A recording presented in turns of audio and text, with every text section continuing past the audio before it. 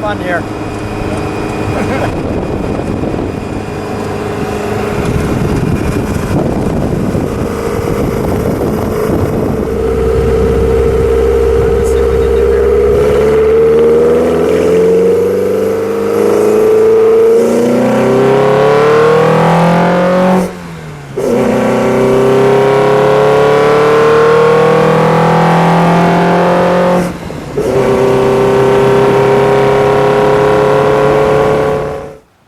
Hi, I'm Lou with another episode of My Car Story. And today I'm with Rich. Rich, your last name? Berkland. Berkland. And Rich has been on the channel before and said, Lou, I've got the ultimate TR3. I said, really? He says, take a look. And after showing me a picture, well, that's why we're together. So without any further ado, Rich, why did you, first of all, you have not had this car very long. How long have you had this one? Oh, about 4 months. And when you saw this one, you have a little tendency to enjoy the English cars. Why this one out of all the cars in the world? Well, I'm a sucker for engines. And when I popped the hood on this thing and saw this engine, I had to have it. This is understandable. Step right alongside me, Okay. and we'll take a look at that. Well, first of all, the little baby English cars don't usually have the big muscular macho look that this one does. So that one, I'll just let you meditate. Okay, TR3s were made from I think 1955 to 1962.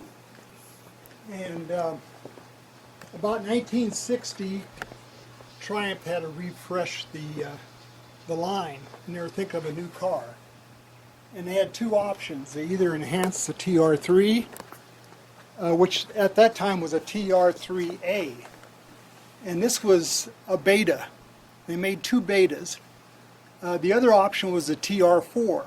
They ultimately made the decision to go with the TR4, and I think they destroyed the two beta models. But this is a hand-built replica of the beta, all made out of aluminum. Because Triumphs were made out of steel. So every body panel has been handmade with an English wheel. Wow. And it was built specifically for vintage car racing. And I want to add to this right now. I mean, usually we don't talk about values, and quite honestly, I don't focus on that. But to take a car that's already been designed, made out of steel, now we turn it into aluminum, and put the wide body kit on it to make it look so American. This is pretty radical. I mean, to say the least. I mean, this is about as beautiful English art as you're going to see. It has all the flavor. Don't push that red button, kids. No. That'll ignite the fire system. This has all the flavor of the real car. Even, as you can see, the emblem in the steering wheel, the carbon fiber insert. The guy that had it built, he lives in Florida. He had this race shop, Racestorations, out of Lincolnshire, England. And he made it specifically as he wanted. And it's actually way beyond vintage racing. Once I pop the hood, you'll see why. This is full-blown real racing, period. I mean, this is even, that's aluminum. Yes. That's all custom aluminum built.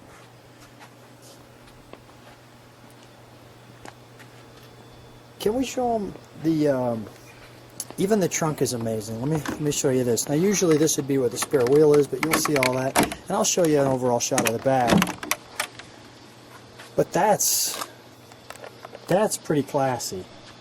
Even the jack is made out of aluminum. Look at all the pieces.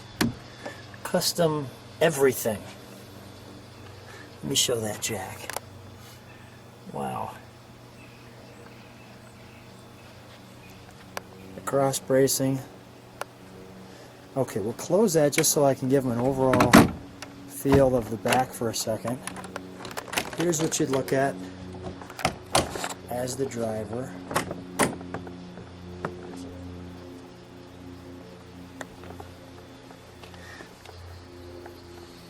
get some nice, even a...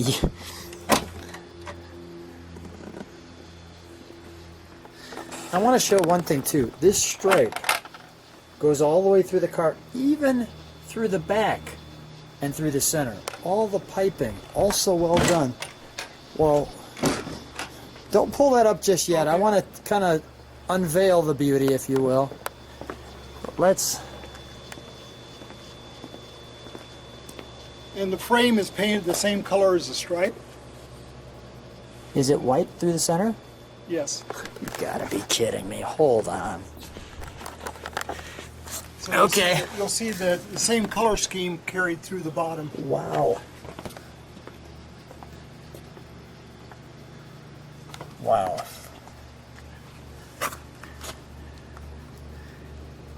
Actually, the only body panel that was saved from the donor car is the cowl with the VIN tag. Okay. Let's pop her open. This one here. Oh, wow.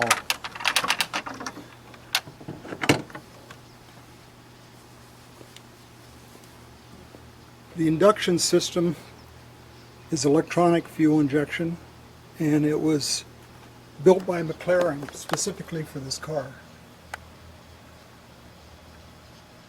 So this firewall in the Is back really is probably about the only piece. body piece that was saved. I like that. Restorations. But let's start with this, because these trumpets are special. Notice, by the way, stripe, can I stand right Sure. there? Stripe white, engine white going through the car. So he kept the theme through the whole thing. Okay, so I'm seeing 2 fuel lines. Yeah, and 2 throttle bodies. So one line is for low RPM, and one is for full race when you're in high RPMs. Almost reminds you of the dual quads, where you have the first Yeah. Venturis take care of the low end, and then if you really want to step on your Hemi, you hit all 4 and step on it, and all 8 open up. So this is the English version of that. I mean, all the plumbing. And you'll notice the distributor's gone, Yeah, it's true. Where is it? and there is no distributor. So it's an electronic yeah, distributor. What It's just a some little people flat call a false piece. fire. It fires every 2 cycles, Really? and it's a crank trigger. And look at all the beautiful. I mean, this is all custom built. This is all. Yeah. Just look at the level of detail to build this. Let me show it with the engine compartment open. I'll step back for a second.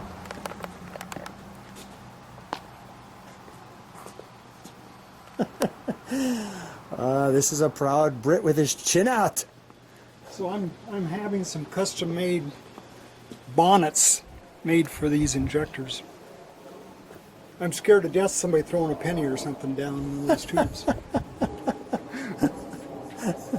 Making a wish. Because it was built just for the track, but it's a Wow. great street car. It is a great street car. Well, there's only, have we missed anything?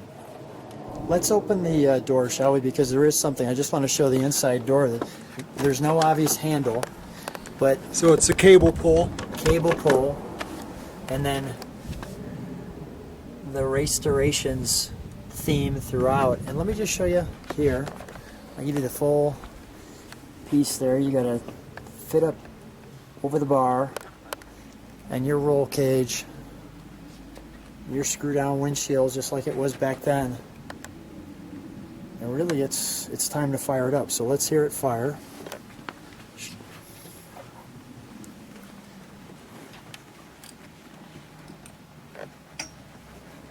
I'll just feature that for just a second. Oh, one other quick thing, Rich. Who built this carburation system? McLaren. McLaren. Okay, so The famous McLaren cars. sure, Bruce McLaren cars. Okay. As you see, there was no expense spared on Yeah, this car. this car is the ultimate TR3.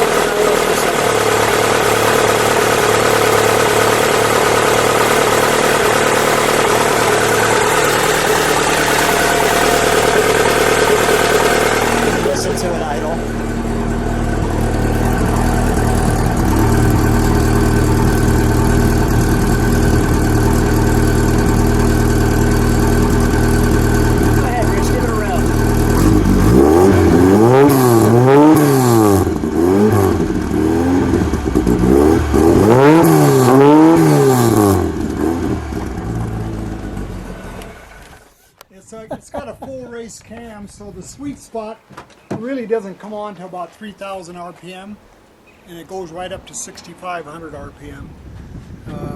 About the only thing left stock in the engine is the block. So the only thing left for us to do is we need to take this out for a ride. Yeah, we can. All right, sounds like a plan.